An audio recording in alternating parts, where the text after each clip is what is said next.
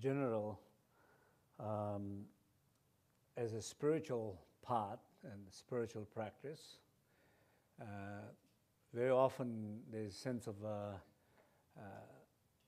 we experience a sense of duality, that we always like trying to run away from darkness or avoid darkness, renounce darkness, and going toward light, toward somewhere, not exactly knowing that where there is, but hoping, dreaming, expecting, struggling. We do that very, very natural sense of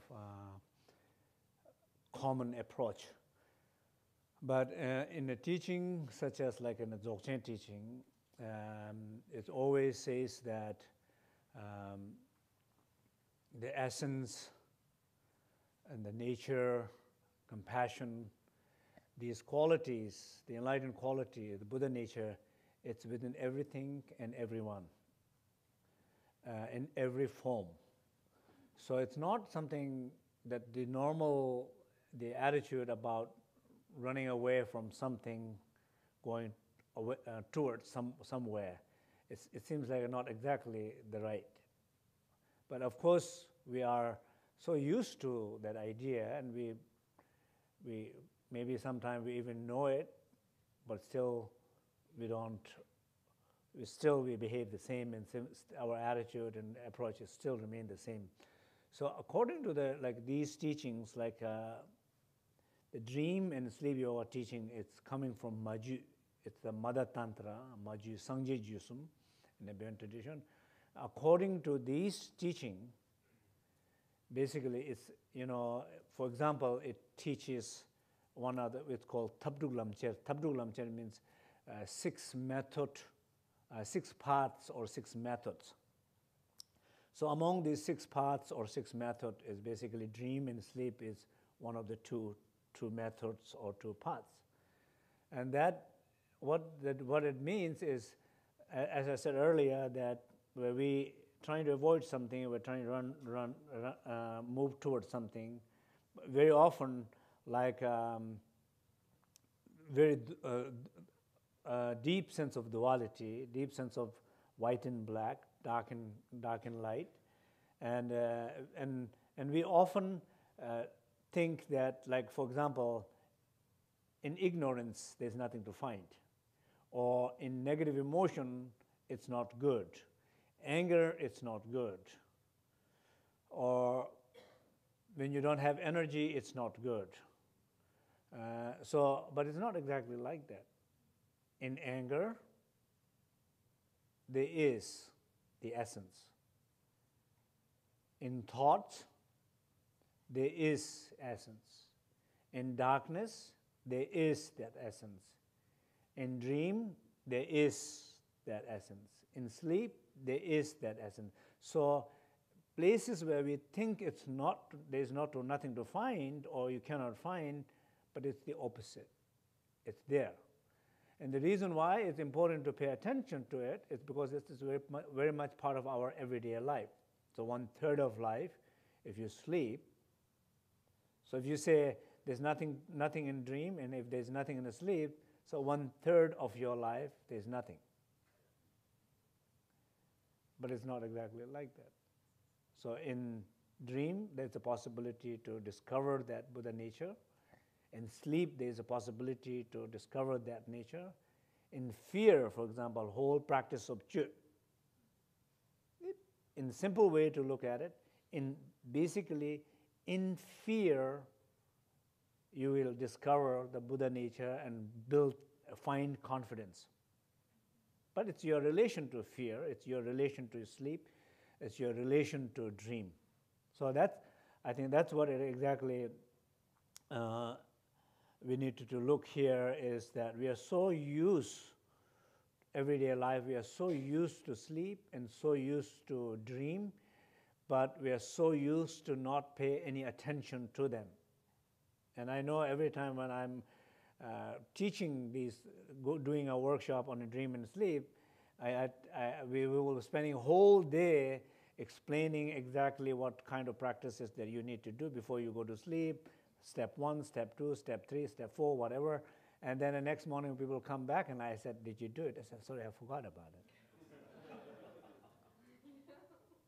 So they came from thousands of miles to one specific location with very clear intention, and they get a whole day spent, or get whole detailed instruction, and that very moment when they're supposed to apply it, they just forgot about it. It's amazing.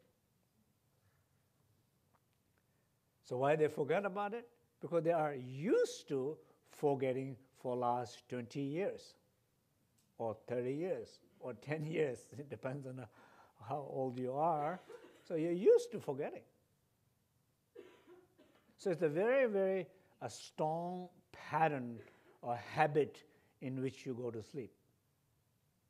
It's a very routine, strong habit you go to sleep. So to change that into a spiritual practice, we need to look whole new way that our dream and sleep, it's a very important and deep place we can have a personal development.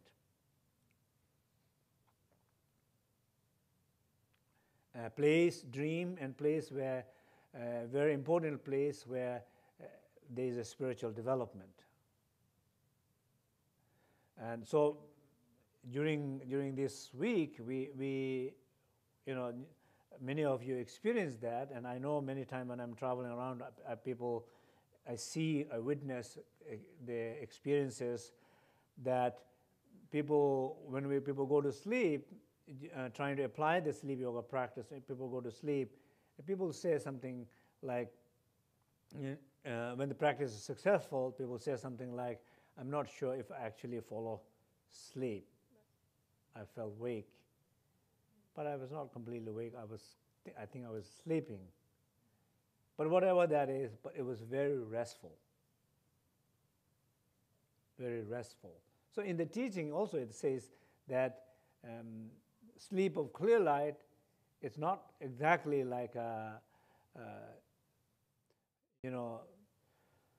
so it's experiences where you don't know exactly you're sleeping, you don't know exactly you're not sleeping, but it can happen. So one thing I feel like for ordinary people not ordinary people, I definitely look at that way and I try to apply that way also. It's a very simple, in a way maybe a little bit mundane, very simple expectations from the practice is where that every night when we go to sleep, we carry so much stuff into this beautiful sacred place. Because we accumulate so much during the daytime, everything, the world that you have created, the way you look at this world, where you respond to this world, where you're defending, protecting, it's constant defending, protecting situations. It's very exhausting. And of course, some people do more than other people.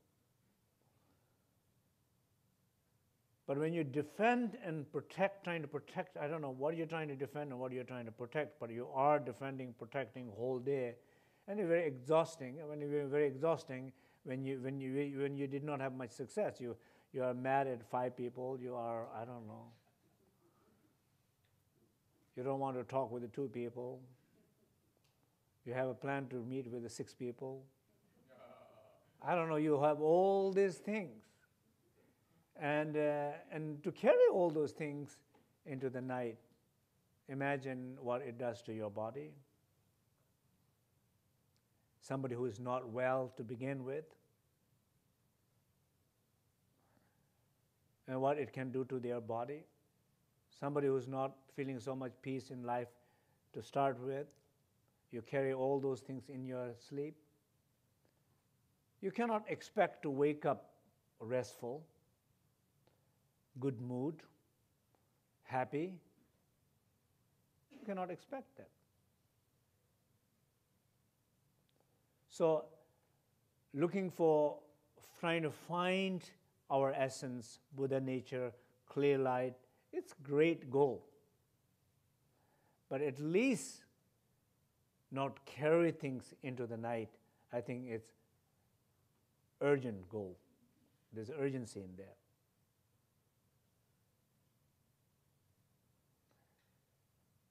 If there's a clearly option, if you clearly trust that you can do something that you will not carry, you will live day as a day,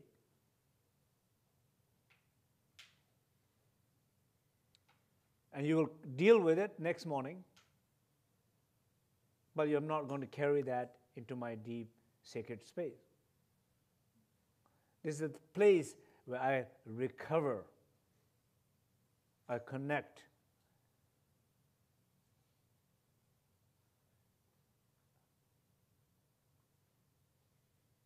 Like a computer, right? You have to, how you say, shut it down. There is a specific button called restart. And every time you go, first thing you go to the computer place, there was a let's restart first. And very often, maybe you restart something, very often people who are not very familiar with this technology, then when you restart one thing, everything is okay, working. But then maybe it's a little bit more problem than just restarting, then they have to clean something from the software, issues of the software, right? Then it's a greater problem, there's a hardware problems. But most of the time, it's like a software problem. So most of the time, it's your attitude. Before you go to sleep, if you trust, you can, especially if you have witness, then you remember, I did it, I felt it, I witnessed it, and I'm going to repeat this. This will be my routine things to do. If possible, every night, if not at least 3-4 times a week. I mean, for me personally, it's been very, very important to see that way, to do it, because it's a well-being. It's not only like a rainbow body is a very luxury thing, you know. Like enlightenment is like a big goal, but getting good rest is an immediate thing. So I think it's really, really important to everybody that before you go to sleep, think about this is a very important spiritual sacred journey into a dream and sleep. No matter how heavy your sleep is, no matter, as we say no matter how heavy it is, how dark it is, how thick it is, and how long it has been, it does not matter. The clear light, it's in that darkness. The clear light, it's in that thickness. The clear light is then that aging ignorance, aged ignorance. and then that sense of trusting that when the light is illuminated, it doesn't ask how long it has been, how thick it is, or it doesn't ask how dark it is, it doesn't ask how long it has been, it just clears.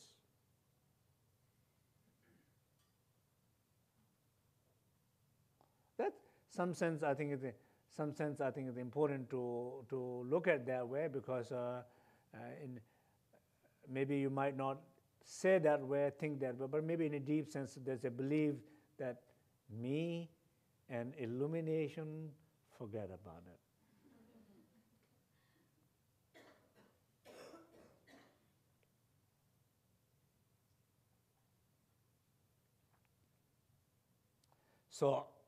So now coming to the dream and sleep, so what is the differences between dream and sleep? In a very, very simple way, to have some examples, it will be right this moment, right this very moment. You are awake, right? Everybody's awake.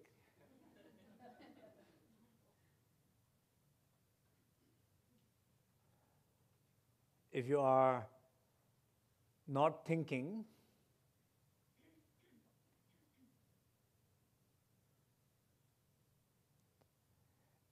that means you're not judging.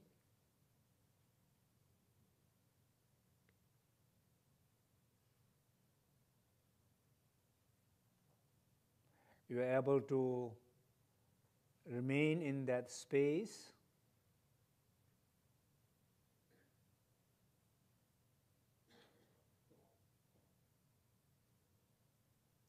and be aware of that space and still listen to me.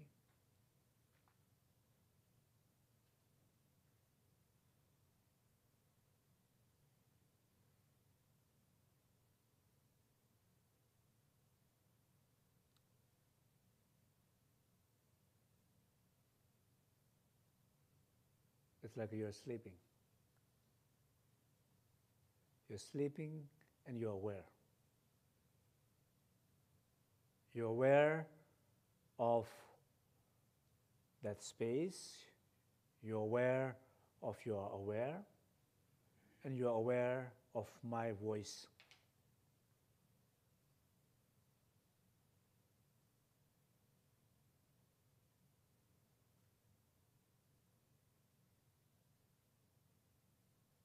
You're not elaborating anything this moment.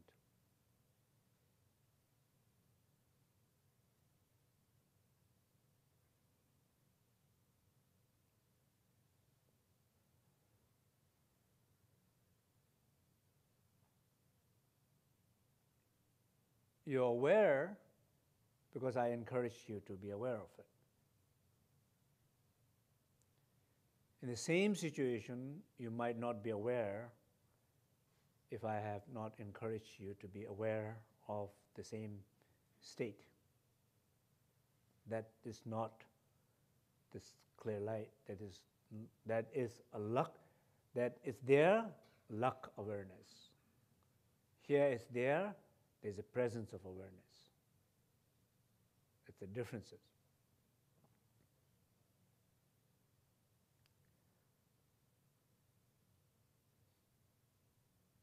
Certainly, so that's a sleep kind of example of sleep yoga in the waking state. Now, certainly, you have a thought. Thought about somebody bothers you.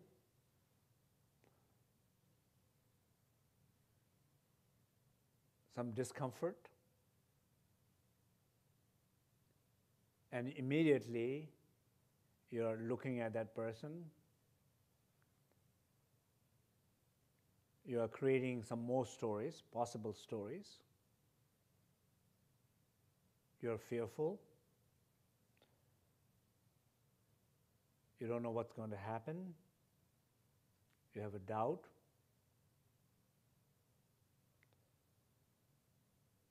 And you are projecting certain things can happen. You're dreaming. You're daydreaming. And you go into quite detailed length, as we know. We have no idea what you're seeing if it's true. We have no idea what you think if it's true. We have no idea what you think might happen if it's true. But you have very elaborated view, object, view, story, and you are caught up with it. And in the middle of all those things, you're not conscious at all. You're not conscious. This is happening to you. It's just happening to you, but you're not aware of it at all.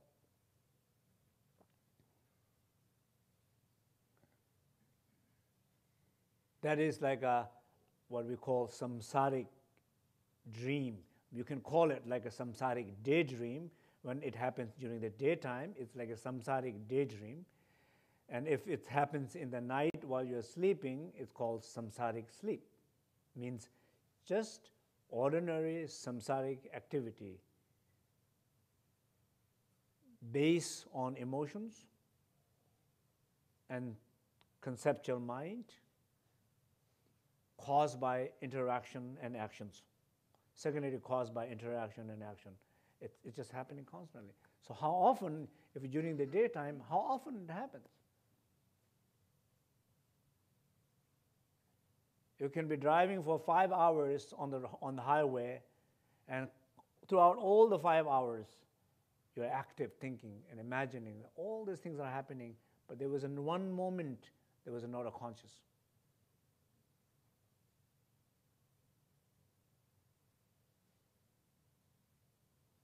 And everything what was not conscious, and all these emotion thoughts, and particularly negative emotion thought, particularly repeating emotion thought.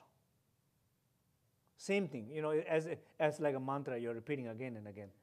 Oh, that person is very bad. Oh, that person is very bad. That person is really very bad. That person is really bad. That person is really bad. And you're playing music, and even though it's going mellow, you're listening to the music, but it's really bad, Topic has not changed. Nothing has changed, but sometimes it's melodic, sometimes a little bit more sleepy, somebody is more wakeful. But it's the same story repeating again. And it's very, very, it affects negatively. The moment you are conscious of it, you might not be able to change it. Your relationship is already different. And I think that piece is a very important part. I've been emphasizing that a little bit these days. That regardless of your ability to change or not, being aware is already making differences. So don't try to undermine the awareness which is not able to change. Value enough the awareness as awareness, regardless of its strength. So that is what it is. So it's happening during the daytime. If you take that same two example into the night.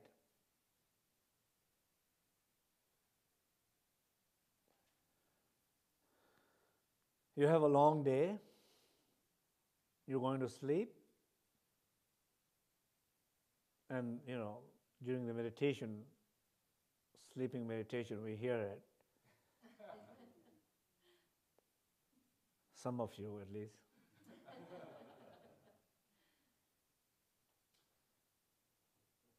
Within 1 minute, you're gone. And others, you're waiting for the bell, you're not going to sleep. So those you go really, really fast, moment you go into that place, it's like a conscious, totally unconscious. Dark.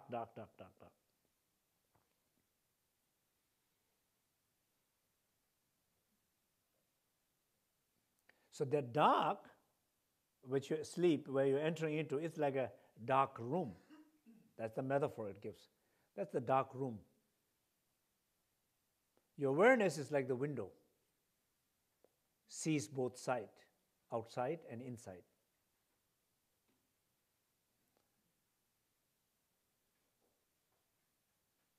But if awareness is not there, if the window is not there, then it just remains a dark room. So for us, the dark room is like the ignorance. The candle, it's like the clear light or the awareness. Candle is the awareness. The flame, the source of candle, the awareness, it says it's a dharmakaya. It's our inner, essential, eternal body, or the body of light.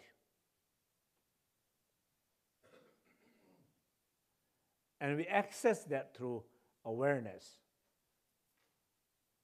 If you're aware, then you know the sources of awareness is like to that flame.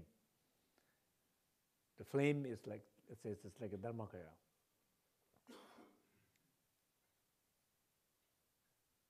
So whole interest is basically, in the teaching, whole interest is where I'm going to discover the clear light, where I'm going to find myself. Right?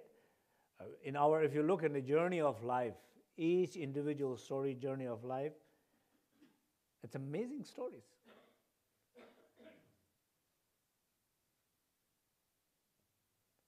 In the West, and during hippie time, many people took many different journeys.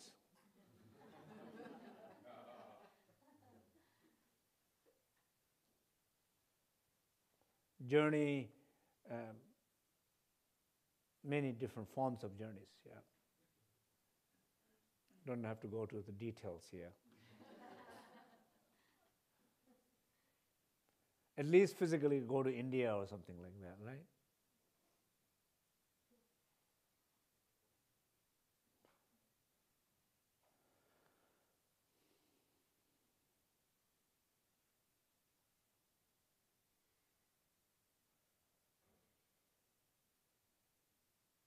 But maybe nobody thought about, I can just go to sleep.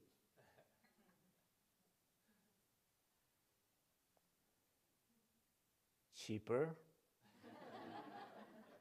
easier, less risk.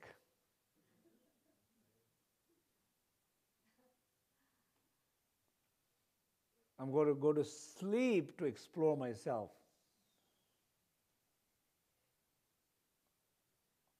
But people do take a lot of risky journeys in order to find.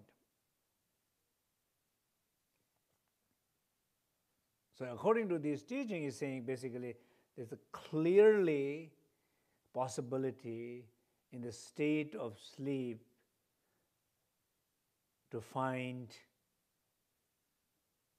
clear light, to find Buddha nature, to find yourself. So there's some sense of enough trust to saying, wow, right here, right in everyday life, right in every day what I do, not what I don't do, and I have to do something new, it's the possibility is there.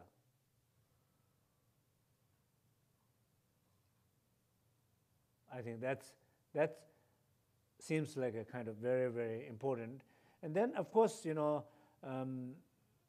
it's obviously it's not that easy for clearly, this is what it is, one time, one monk, one geshe who used to live in Charlottesville, and in some traditions, they don't teach these things that much, and so it's there, but not tradition of teaching that much or practicing that much.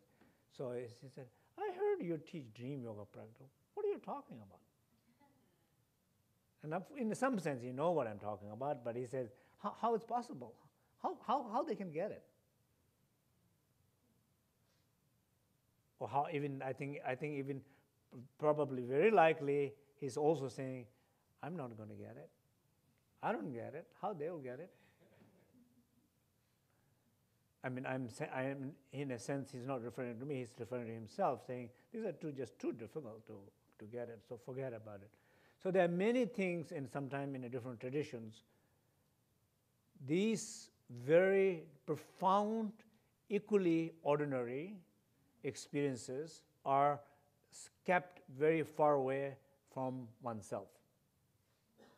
They're giving this possibility of somebody might is taken away.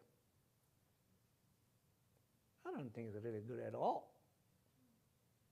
Who can tell who is right? If you take that possibility away from somebody, it seems like a horrible, not giving that chance.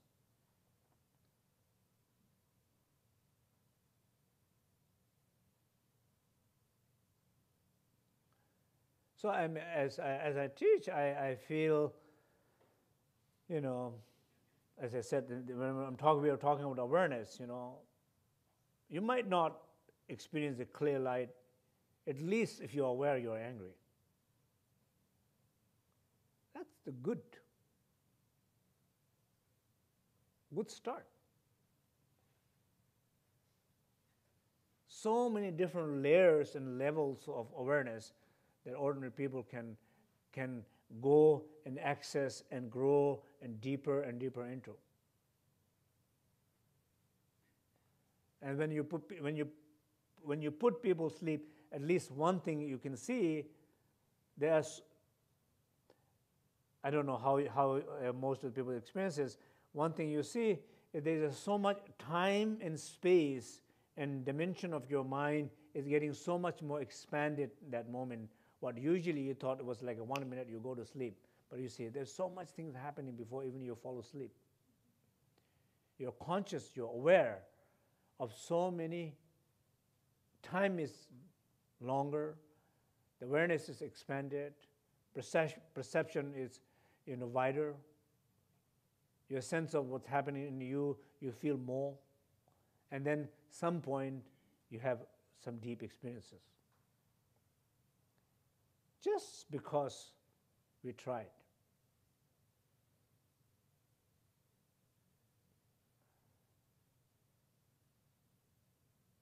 So that's the sleep, okay. So is it clear? Like, so example of the dream and sleep is not very different from the awakened state of when you're conscious.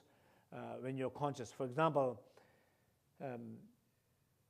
you're awakened, and as I said, you feel challenged, you feel discomfort, you're aware of it, and you're aware of it, and you feel like, okay, I'm aware of it, I can see where it's trying to go.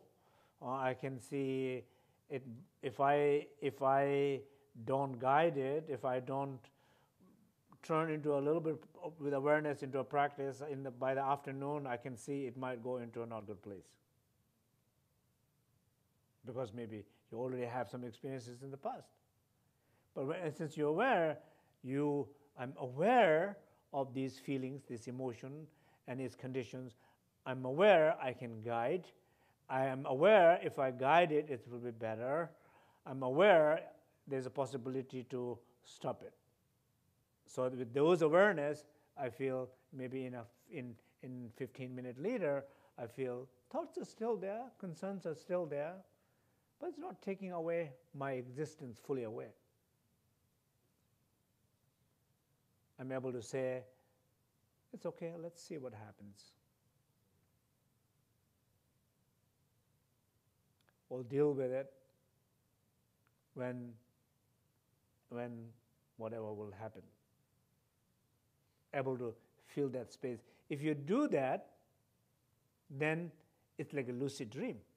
You knew it's a dream, and you were not fully affected by it. You managed to change it. Better will be when any difficult situation, any painful situation, you look at that, asking questions like, what is the best out of this?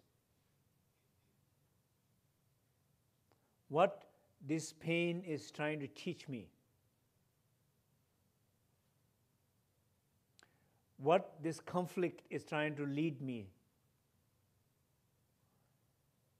in a specific direction? Because that conflict is clearly can lead you in a very positive direction.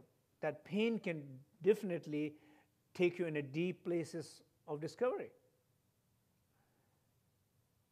What is the highest purpose of this pain and this conflict? Not the lowest, effect of this pain and conflict. If you ask that question, you begin to see different things. Okay, I can be more open, I can be nicer, I need to connect, I need to let go, I need to do change. I don't know. It's basically these experiences are redirecting you. So no experience could be wasted. No pain can be wasted. They're trying to redirect you. only if you're conscious of them. Then you're able to redirect them. But some direction, what it took you, maybe no any other teaching cannot do it. But your own fear did it, but not any teacher or any teaching can do it.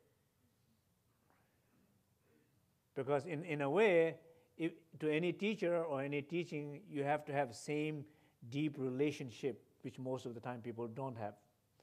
But to your pain, you have good enough, deep, long-standing relationship.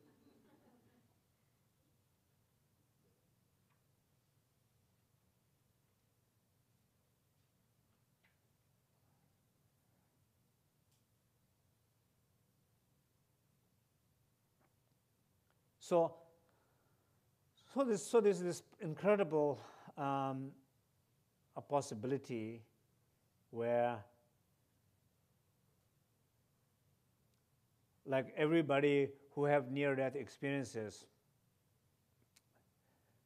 everybody says they have experiences of seeing light,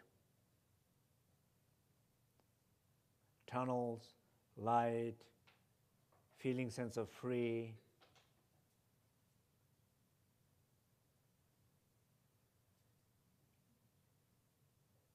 It sounds like many people, or probably almost all people who have those experiences, when they come back, they are a different person. They're not the same person anymore. Something deep shift, development take place there. Some recognition take place there. They're different people. They say, I mean, even the researchers, they say that.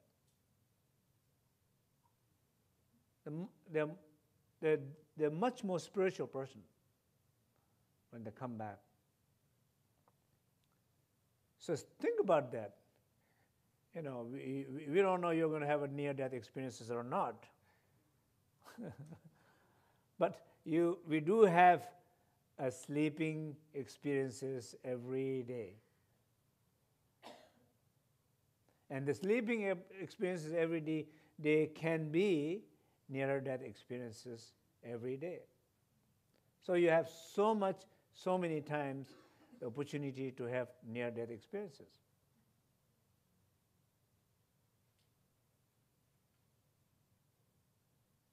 Every moment, throughout the day, 24-hour cycle. So day is connected to the better to the night. Night is connected better to the day. What does that better connection of the day and night means? Means more space, more awareness, and more warmth. The worst connection of the day and night means horrible day, nightmare, and worst day, worst night. So the worst day and the night is keep on connecting again and again and again. Just imagine where it's going to take you. At least 50% you have a chance to break, take a rest, go crazy during the daytime, not go crazy in the night. Go crazy during the daytime, not go crazy in the nighttime. Instead, go crazy, help to go crazy more. So that's not very, very, very good connection. So the connections are important. For example, just think about this. Naturally, when you wake up in the morning, it's beautiful, beautiful.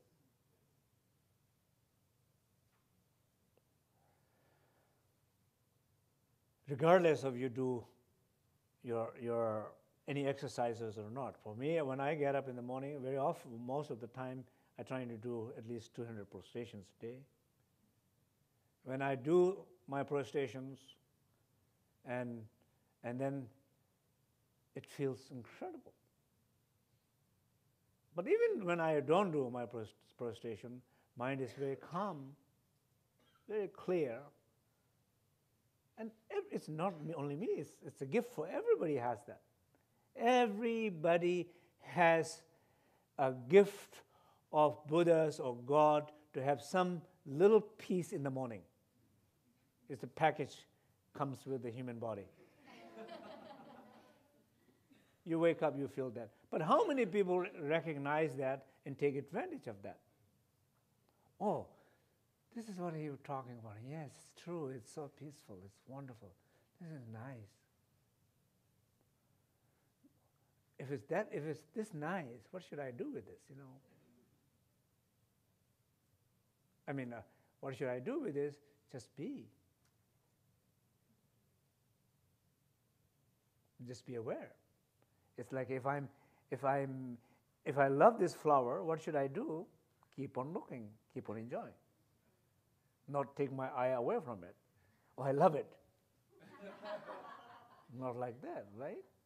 I love it. Wow, I love it. Wow, what a color, I love it. Oh, it's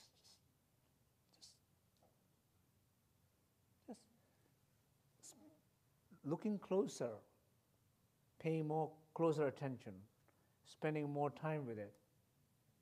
Same way, that time that you feel in the morning, you do that. And of course, you cannot do forever, so you have to get your breakfast, find your car key, look at the traffic, go to the office, whatever you have to do, you see, immediately your actions interfering that peace. Your actions interfering that peace, for 99% of the people, that's what's happening. But for some people, that peace is interfering the actions, changing the actions. They're not finding their car key, but not going crazy.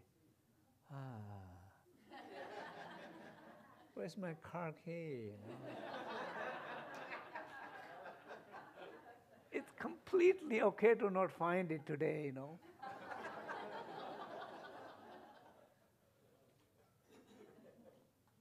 It would be fine not finding it today. Maybe intentionally I put it somewhere that I cannot find it, right? So the experience of that space and awareness, strong enough, connected enough, directed enough toward changing the actions of what is coming towards you. That is the gap. So that is the transition. Morning transition into action transition. So that transition is what most people practice that. So instead of action changing you, you change the action. When people come to the retreat, they say, oh, it's a so beautiful experience during here, and then after when they leave here, they said, they lose the experiences right away or something. They say when they smell the car, and immediately every whole samsaric dream comes back. Open the car, okay. Doesn't have to be, right? Open the car, you send it out. The experience you're having in internally, that space or something. So, does that make sense? So space, awareness, leading into action, and then whatever action that you are doing during the daytime, see how much of it maintaining that awareness, or how much less maintaining that awareness. You try to observe. Maybe you started well, maybe it did not continue. Still you started well. Or maybe you saw it going quite away. Maybe you saw it come back and forth. So then, another transition, it's like around 3-4 o'clock or something like that. When you begin to lose the energy. When you begin to lose the energy, we know that you cannot hold anymore. I mean, even smokers, it's interesting. Smokers, they have a very specific schedule to smoke. Probably that's what it is. Each time when they smoke, maybe that's the signal where they should be aware. Reminder of, it's not that they should smoke, a reminder of awareness.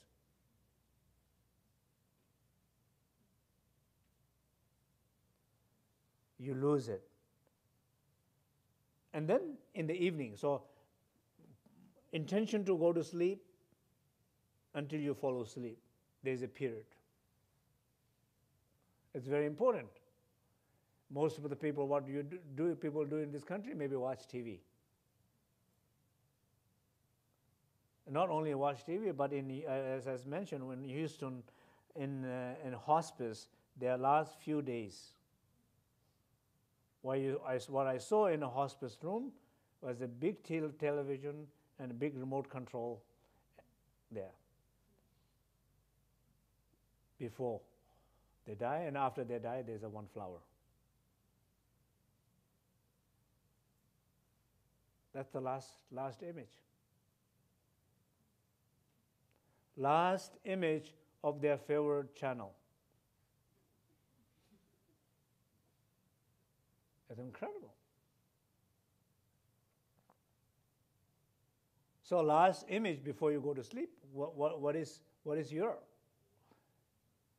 So of course, at least we all know, you need to plan the day, you need to check mails, or you need to do. We keep on doing things, right? But at least trying to be a little bit more careful. So some point saying, okay, this is it. To turn it off, Especially nowadays, people talking about not having a device too close to your bed, and shut it down. That's what I do. Shut it down.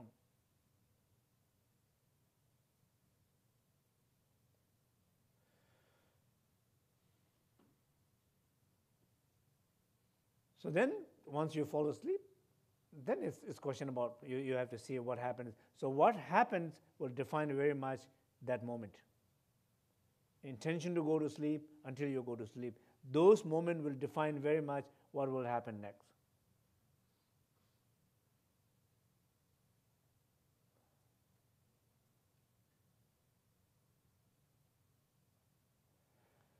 So, so anyway, I think, so this, You mentioned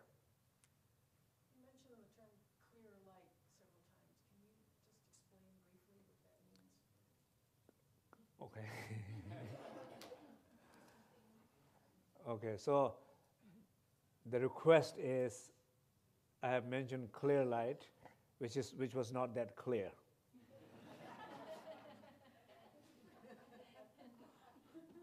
So a little more explanation about what clear light is, okay? Yeah, that's fine.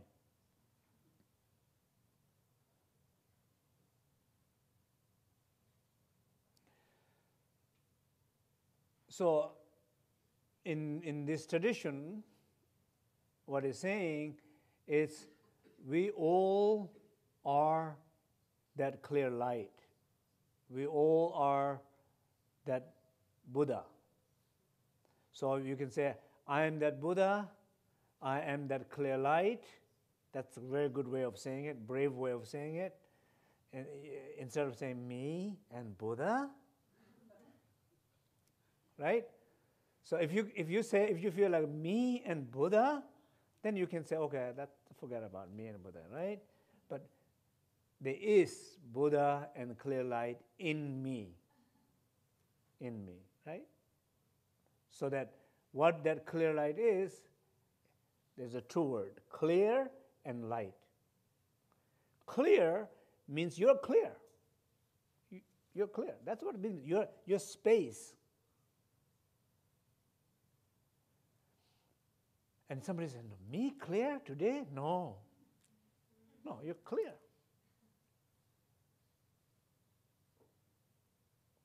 You can go. At the airport, they have a program called Clear. What they call it? Clear. I think they call it Clear. I have that. It's very great. It's incredible. You go there and they put your two fingerprint, and nowadays just the boarding pass and two fingerprint. They escort you all the way to the security gate. And what means you're clear. You can go. Clear means no problem. That's what it means. No conditions, no duality, no blockages. Clear. That space, basically, simple way, clear equals empty or space. Light, it's different. I usually You know, I've been thinking about doing it the last few days, but I keep on forgetting. If you think about having like a glass, like a pipe like this, if you light a torch, if you have a torch and you put a torch from the top down, and when you turn it off, torch, it will immediately illuminate the pipe, right? So, and during the meditation, I've been saying that. I don't know if you've been noticing that or paying attention to that. I've been saying, draw your attention to the central channel.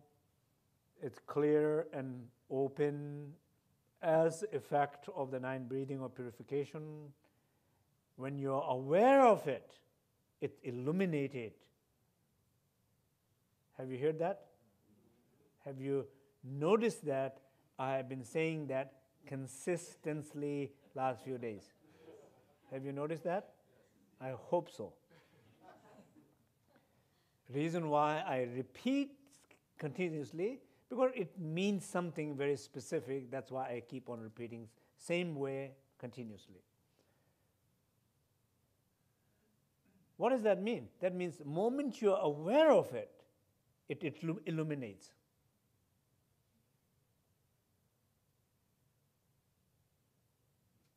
The moment you're not aware of it, it does not illuminate.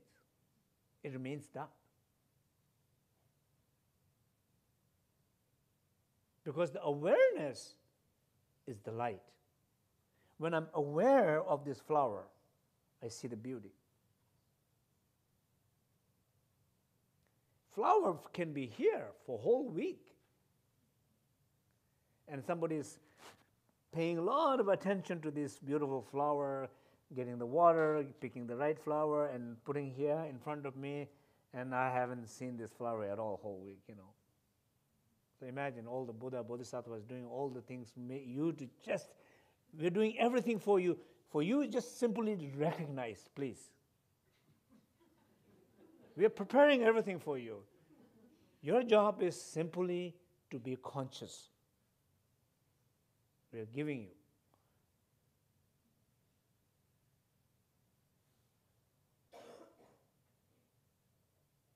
Aware. Moment you're aware, light. That's light. Clear light. So you can have experiences of clear, but not light. Maybe, for example, when somebody, and this is just coming up, new idea coming up in my mind right this moment, like somebody feel deep experience of lost, maybe even sometime even depression, some sense of depression is like nothingness, or completion of something. But when you feel totally empty of something, in a good way or bad way, but until you're conscious of it, it doesn't become so good. That make sense? I don't know. For example, if you work every day, then you say, oh my God, whole month I didn't have a free time. Next Sundays I'm free. Next Sunday I am free. Next Sunday I am clear. Next Sunday I'm open. Why the next Sunday is so exciting? Because I look whole month. It was not clear. It was this and that. I've been working so hard. But people who don't work at all, every Sunday is this boring, empty Sunday. What to do with this Sunday?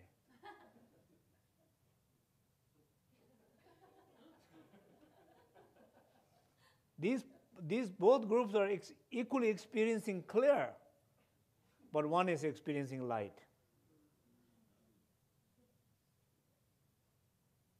And the other one is it's a clear, but it's a negative clear, like a sleep. You feel it's a dark, you don't see it. It's a dream, you feel like you're lost with your thoughts and emotions and conditions. You don't see the opportunity to discover and redirect. So that's what clearer light means. Basically, another more simple way to look will be clear light is the enlightened nature is in you, in everybody, in everything, in every thought, in every feeling, every emotion, even your sadness.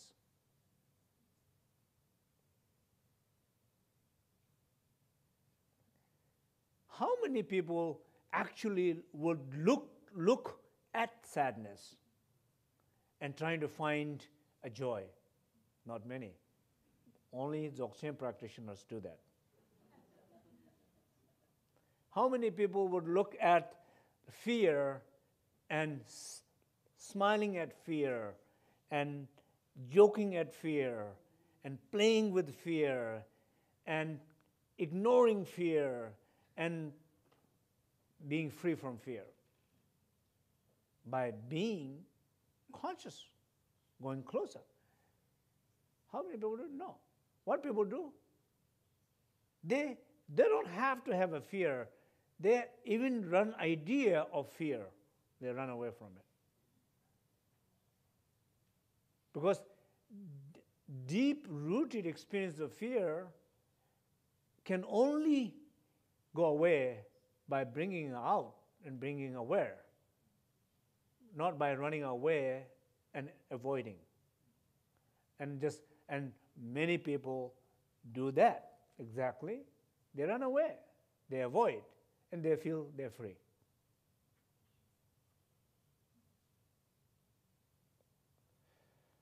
So that's what the clear light is, you know.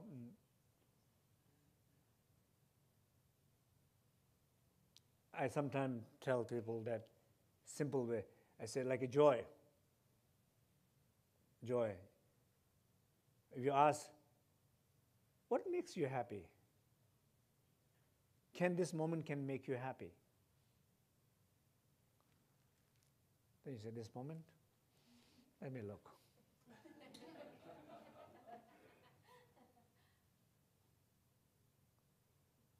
You might say, yes, absolutely, you know, absolutely. The best moment.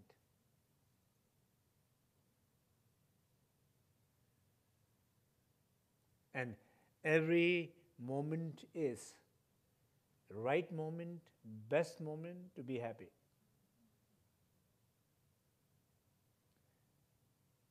No matter how difficult it is, no matter how painful it is, no excuses. But of course, it doesn't work like that. You say, oh, you know, I have a big project. After this big project, then I'll be happy. I'm in a transition. After I'm settled, I'll be happy. I'm selling a house. I will sell my house, then I'll be happy. I'm buying a house. After I buy my house, I'll be happy. I'm getting married, and I'll be happy. I'm getting divorced, then I will be happy.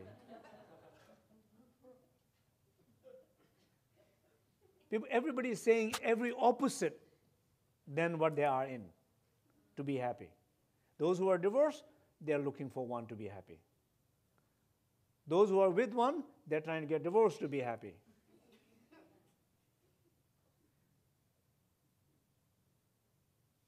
Everybody's looking totally opposite to be happy. But how? So I know maybe that's how you feel, but at least even you rationalize. You cannot say that.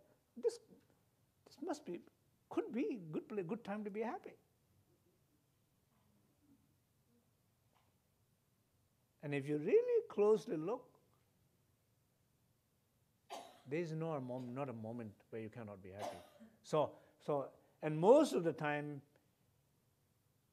it's easier to be happy for most people. So you say, this is the mantra. You say, now, this is the moment to be happy. Right now is the moment to be happy, or I will never be happy. Knowing myself. Then the next thought will come, it will say, not now. after something. No, okay. After something, when you hear that voice, every time you hear that voice, right? Not now, but after something. That is a confirmation of it is now. So don't take that, don't you make that voice to confirming or making you doubt, but use that voice as a confirmation. That's the smart ego. So you can say to that smart ego, I know you have smart ego, but I'm clear light. This time, it doesn't work. Sorry. It doesn't work. And the moment you have that awakening, you are right there. You're right there. Everything's fine.